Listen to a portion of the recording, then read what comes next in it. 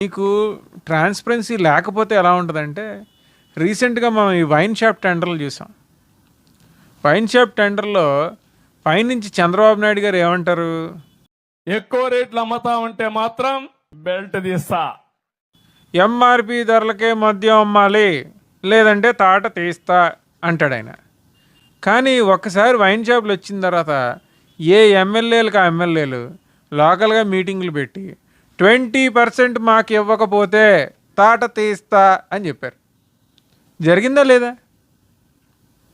పైనుంచి నాయకులు ఏదో స్టేట్మెంట్లు ఇచ్చేయడం, వాళ్ళు మంచి అనిపించుకోవడం, గ్రౌండ్ లెవెల్లో వీళ్ళు చేసే పిచ్చి పనులు వీళ్ళు చేయడం.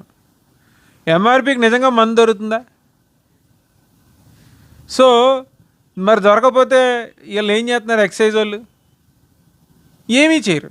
ఎందుకు? అవి వెల్ అండర్స్టూడ్. దాని గురించి మాట్లాడాలంటే భయం.